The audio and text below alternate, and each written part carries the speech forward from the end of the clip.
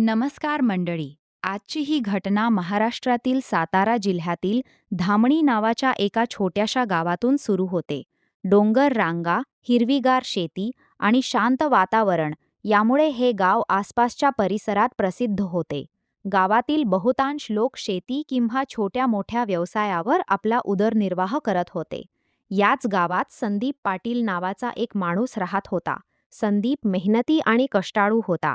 तो रोज सकाळी गावातून जवळच्या शहरात जाऊन फळांचा व्यवसाय करत असे. त्याचा फळांचा मोठा हातगाडी व्यवसाय होता. बाजारात त्याची चांगली ओळख निर्माण झाली होती, त्यामुळे त्याचे उत्पन्नही बरेच चांगले होते. संदीपच्या कुटुंबात त्याची पत्नी वैशाली आणि त्याची वहिनी प्राजक्ता राहत होती. प्राजक्ताचा पती काही वर्षांपूर्वी एका अपघातात मरण पावला होता. त्या घटनेनंतर ती माहेरी न जाता संदीप आणि वैशाली सोबतच राहत होती. वैशाली अतिशय शांत, समजूतदार आणि कष्टाळू महिला होती. घरातील प्रत्येक जबाबदारी ती व्यवस्थित सांभाळत असे. प्राजक्ताही घरातील कामात तिची मदत करत असे. त्यामुळे घरात एकमेकांबद्दल आदर आणि प्रेम होते. मात्र संदीपला एक वाईट सवय होती. त्याला सतत बीडी आणि सिगारेट ओढण्याचे व्यसन लागले होते. गावातील अनेक लोकांनी त्याला समजावण्याचा प्रयत्न केला होता. वैशालीने देखील अनेक वेळा त्याला विनंती केली होती. पण संदीप प्रत्येक वेळी उद्या गा सोडतो असे म्हणत विषय टाळत असे. काळ पुढे सरकत होता. एके दिवशी दुपारच्या सुमारास बाजारात काम करत असताना संदीपला अचानक श्वास घ्यायला त्रास होऊ लागला. छातीत दुखू लागले. त्याला प्रचंड अशक्तपणा जाणवू लागला. त्याने लगेच आपली हातगाडी बंद केली आणि घरी परतला. घरी पोहोचल्यावर वैशालीने त्याची अवस्था पाहिली आणि ती घाबरली. "काय झालं तुम्हाला?" तिने चिंतेने विचारले. "श्वास घ्यायला खूप त्रास होतोय," संदीप म्हणाला. त्यानंतर वैशाली आणि प्राजक्ता यांनी त्याला तातडीने शहरातील दवाखान्यात नेले. तपासणीनंतर डॉक्टरांनी गंभीर चेहऱ्याने अहवाल पाहिला. "तुम्ही अनेक वर्षे धूम्रपान करत आहात ना?" डॉक्टरांनी विचारले. संदीपने मान हलवली. "तुमच्या फुफ्फुसांवर त्याचा परिणाम दिसत आहे. आता काही महिने पूर्ण विश्रांती घ्यावी लागेल. औषधे नियमित घ्या आणि धूम्रपान पूर्णपणे बंद करा." हे ऐकून संदीप आणि वैशाली दोघेही चिंतेत पडले, कारण घरातील मुख्य कमावणारा व्यक्ती आता काम करू शकत नव्हता. घरी परतल्यानंतर संपूर्ण घरात उदास वातावरण निर्माण झाले. त्या रात्री जेवण झाल्यावर तिघेही शांत बसले होते. थोड्या वेळाने संदीप बोलला, "वैशाली, माझ्या हातगाडीचा व्यवसाय बंद ठेवला तर आपल्याला आर्थिक अडचण येईल." वैशाली काही बोलली नाही. "तू काही दिवस बाजारात जाऊन फळे विकशील का?" हे ऐकून वैशाली थोडी गोंधळली. तिने आयुष्यात कधीच बाजारात जाऊन व्यवसाय केला नव्हता. मात्र परिस्थिती वेगळी होती. "ठीक आहे, मी प्रयत्न करते," ती म्हणाली. दुसऱ्या दिवशी सकाळी वैशालीने लवकर उठून घरातील कामे पूर्ण केली. सर्वांसाठी नाश्ता बनवला. प्राजक्तानेही तिला मदत केली. त्यानंतर वैशालीने हातगाडीवर फळे मांडली आणि शहराकडे निघाली. पहिलाच दिवस असल्यामुळे ती थोडी घाबरलेली होती, पण हळूहळू ग्राहक येऊ लागले. दुपारपर्यंत तिची चांगली विक्री झाली. लोक तिच्या नम्र स्वभावामुळे आनंदाने फळे खरेदी करत होते. संध्याकाळच्या सुमारास बाजार परिसरात पोलीस कर्मचारी गस्त घालत होते. त्यांच्यात विजय मोरे नावाचा एक पोलीस हवालदार होता. तो त्या भागात बराच परिचित होता.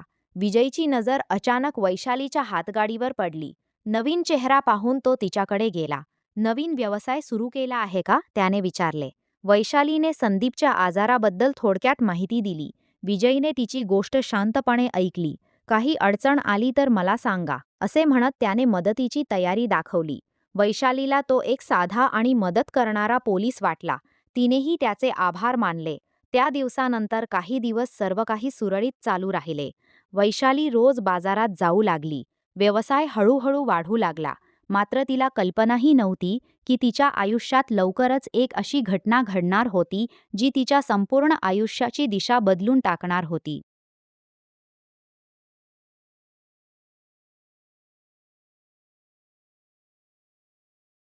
धामणी गावातील जीवन पूर्वीसारखेच सुरू होते, पण वैशालीच्या आयुष्यात मात्र अनेक बदल घडत होते. संदीप अजूनही उपचार घेत होता. त्याची तब्येत थोडी सुधारत होती, पण तो कामावर जाऊ शकत नव्हता. त्यामुळे घराची संपूर्ण जबाबदारी आता वैशालीवर आली होती. दररोज सकाळी ती घरातील सर्व कामे आटोपून शहरातील बाजारात फळांची हातगाडी लावत असे. तिच्या प्रामाणिक स्वभावामुळे ग्राहक वाढत होते. अनेक लोक तिच्याकडूनच फळे घेऊ लागले होते. प्राजक्ता देखील घरात संदीपची काळजी घेत होती, त्यामुळे दोघींच्या नात्यात अधिक जवळीक निर्माण झाली होती. अशातच एके दिवशी बाजारात एक छोटी घटना घडली. दुपारची वेळ होती, बाजारात गर्दी होती. अचानक दोन तरुण मुलं वैशालीच्या हातगाडीपाशी आली. त्यांनी भरपूर फळे घेतली आणि पैसे देण्यास टाळाटाळ करू लागली. वैशालीने शांतपणे पैसे मागितले, पण दोघेही तिची थट्टा करू लागले. आजूबाजूचे लोक तमाशा पाहत होते, पण कोणी पुढे येत नव्हते. अचानक तिला विजय मोरेची आठवण झाली. त्याने काही दिवसांपूर्वी मदतीसाठी आपला नंबर दिला होता. तिने त्याला फोन केला. सुदैवाने विजय जवळच गस्त घालत होता. काही मिनिटांत तो तिथे पोहोचला. त्याने परिस्थिती समजून घेतली आणि त्या दोघा मुलांना चांगलेच समजावले. शेवटी त्यांनी पैसे दिले आणि तेथून निघून गेले. वैशालीने विजयचे आभार मानले. त्या दिवसानंतर विजय अधूनमधून तिच्या हातगाडीवर येऊ लागला. कधी फळे विकत घेत असे, कधी फक्त चौकशी करत असे. सुरुवातीला वैशालीला यात काहीच गैर वाटले नाही, कारण तो नेहमी मदत करणाऱ्या व्यक्तीसारखाच वागत होता. पण विजयच्या मनात काही वेगळेच विचार सुरू होते. त्याला वैशालीबद्दल आकर्षण निर्माण झाले होते.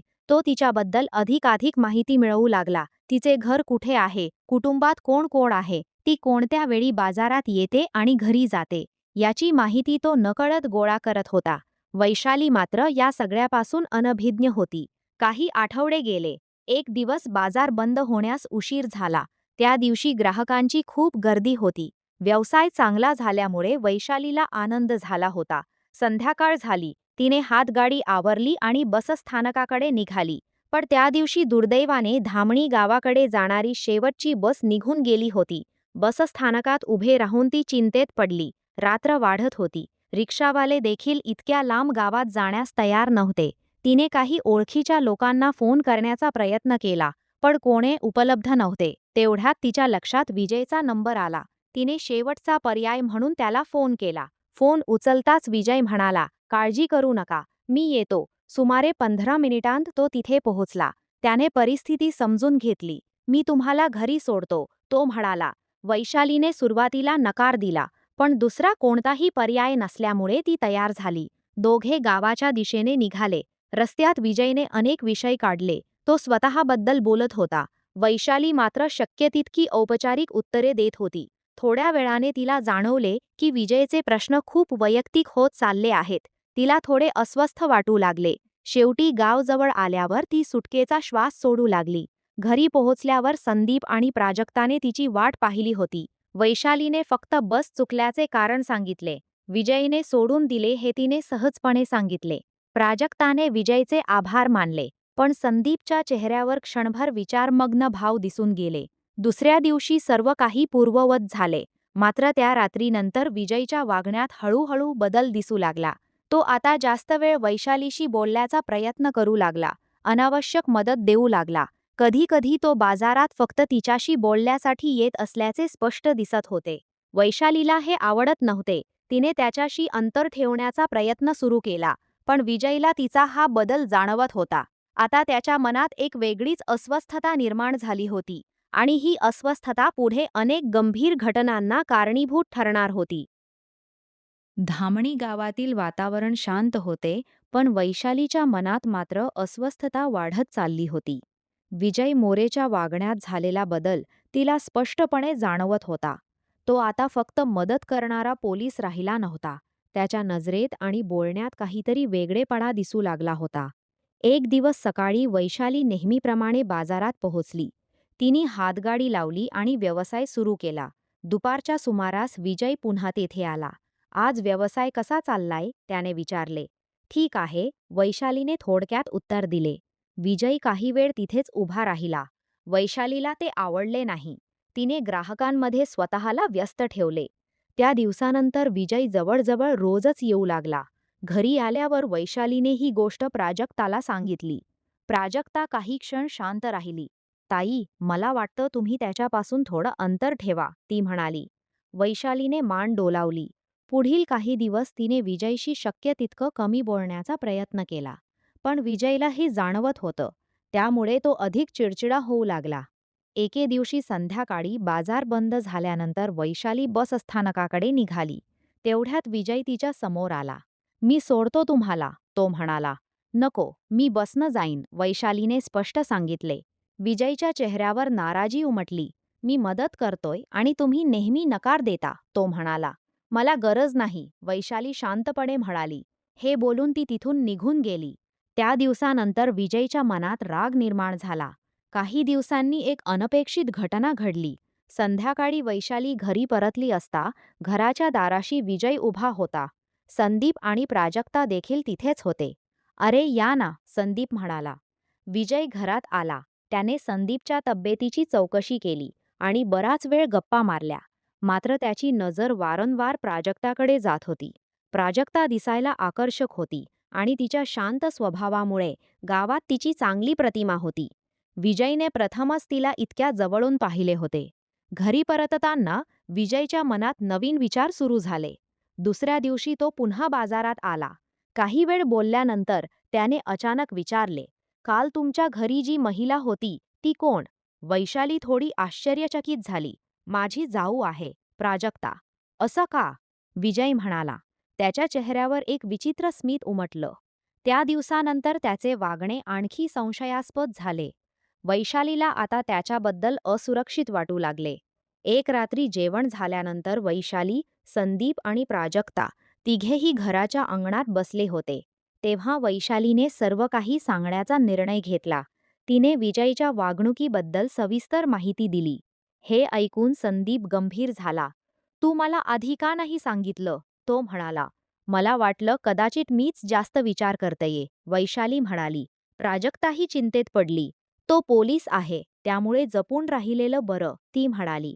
त्या रात्री तिघांनी ठरवलं की यापुढे विजयशी कोणताही अनावश्यक संपर्क ठेवायचा नाही. काही दिवस सर्व काही शांत होतं, पण विजयला हा बदल सहन होत नव्हता. एके दिवशी तो अचानक धामणी गावात आला. गावातील चहाच्या टपरीवर बसून तो काही लोकांशी बोलत होता. तेव्हाच त्याचा मित्र निलेश जाधव त्याला भेटला. दोघांची जुनी ओळख होती. गप्पा मारताना विजयने वैशाली आणि तिच्या कुटुंबाबद्दल उल्लेख केला. निलेशने लक्षपूर्वक सर्व ऐकले. त्या दिवसानंतर दोघे अनेकदा एकत्र दिसू लागले. दरम्यान संदीपची तब्येत सुधारत होती. तो आता थोडीफार कामे करू लागला होता. यामुळे वैशालीच्या मनावरील ताण कमी होत होता. तिला वाटत होते की आता सर्व काही सुरळीत होईल. मात्र तिला माहीत नव्हते की विजय आणि निलेश काहीतरी वेगळेच नियोजन करत होते. त्यांच्या मनातील राग आणि सूडाची भावना दिवसेंदिवस वाढत होती आणि लवकरच अशी एक घटना घडणार होती, ज्यामुळे संदीप, वैशाली आणि प्राजक्ताच्या आयुष्यात मोठं वादळ निर्माण होणार होतं. धामणी गावात सर्व काही शांत दिसत असलं तरी संकट हळूहळू जवळ येत होतं. विजय मोरे आणि त्याचा मित्र निलेश यांच्या मनात सूडाची भावना वाढत चालली होती. वैशालीने त्यांच्याशी संपर्क तोडल्यामुळे विजय संतापलेला होता. एका संध्याकाळी विजय आणि निलेश गावाबाहेरील एका ढाब्यावर भेटले. ती आता आपल्याकडे लक्षही देत नाही, विजय रागाने म्हणाला. मग तिचा आणि तिच्या कुटुंबाचा धडा शिकवायला हवा, निलेश म्हणाला. दोघांनी काहीतरी चुकीचं करण्याचा विचार सुरू केला. दरम्यान संदीपची तब्येत आता बरीच सुधारली होती. तो पुन्हा थोडाफार व्यवसाय सांभाळू लागला होता. त्यामुळे वैशालीला दिलासा मिळाला होता. एक दिवस बाजारातून घरी परतताना वैशालीला असं जाणवलं की कुणीतरी तिचा पाठलाग करत आहे. तिने मागे वळून पाहिलं, पण तिला कोणी दिसलं नाही. तिने ही गोष्ट घरी सांगितली. संदीप लगेच सावध झाला. यापुढे तू एकटी फिरायचं नाही, तो म्हणाला. प्राजक्तानेही त्याला दुजोरा दिला. काही दिवसांनी रात्री उशिरा घराबाहेर काहीतरी आवाज आला. संदीप बाहेर आला तर अंगणात एक दगड पडलेला होता. त्या दगडाला एक चिठ्ठी बांधलेली होती. संदीपने ती उघडली. त्यावर लिहिलं होतं, जे सांगितलं जातंय ते ऐका, नाहीतर परिणाम वाईट होतील. हे वाचून घरातील तिघेही हादरले. संदीपला लगेच संशय आला की यामागे विजयचा हात असू शकतो. दुसऱ्या दिवशी तो थेट पोलीस ठाण्यात गेला. तेथे नवीन पोलीस निरीक्षक सचिन शिंदे नुकतेच रुजू झाले होते. संदीपने त्यांना संपूर्ण प्रकार सांगितला. सचिन शिंदे यांनी गोष्ट गंभीरपणे घेतली. पुरावे मिळाले तर आम्ही नक्की कारवाई करू, त्यांनी सांगितले. त्यानंतर काही दिवस पोलिसांनी गुप्तपणे चौकशी सुरू केली. गावातील काही लोकांकडून माहिती मिळाली की विजय आणि निलेश अनेकदा संदीपच्या घराजवळ दिसत होते. एक रात्री पोलिसांनी सापळा रचला. अपेक्षेप्रमाणे विजय आणि निलेश पुन्हा त्या भागात आले. पोलिसांनी त्यांना रंगेहात पकडलं. चौकशीत दोघेही गोंधळले. सुरुवातीला त्यांनी सर्व आरोप नाकारले, मात्र पुरावे समोर आल्यानंतर त्यांनी धमक्या दिल्याची कबुली दिली. विजयवर शिस्तभंगाची कारवाई करण्यात आली. निलेशलाही अटक करण्यात आली. या घटनेनंतर धामणी गावात मोठी चर्चा सुरू झाली. लोकांना धक्का बसला की ज्याच्यावर कायद्याचं रक्षण करण्याची जबाबदारी होती, तोच चुकीच्या मार्गावर गेला होता. काही महिन्यांनी न्यायालयात सुनावणी झाली. सर्व पुरावे आणि साक्षीदारांच्या आधारे न्यायालयाने दोघांनाही शिक्षा सुनावली. शेवटी संदीप, वैशाली आणि प्राजक्ता यांना मोठा दिलासा मिळाला. त्यांच्या आयुष्यातील कठीण काळ संपला होता. संदीप पुन्हा पूर्णपणे व्यवसायात रमला. वैशालीनेही बाजारातील काम कमी करून घराकडे लक्ष दिलं. प्राजक्ताने महिलांसाठी स्वयंसहाय्यता गट सुरू केला आणि गावातील अनेक महिलांना स्वावलंबी बनवण्याचं काम सुरू केलं. धामणी गावात पुन्हा एकदा शांतता परतली. या संपूर्ण घटनेने गावकऱ्यांना एक मोठा धडा दिला. अडचणी कितीही मोठ्या असल्या तरी त्यांचा सामना कायद्याच्या मार्गाने आणि धैर्याने करणे हेच योग्य असते. मित्रांनो, चॅनल नवीन असल्यामुळे सबस्क्राईब करूनच जावा.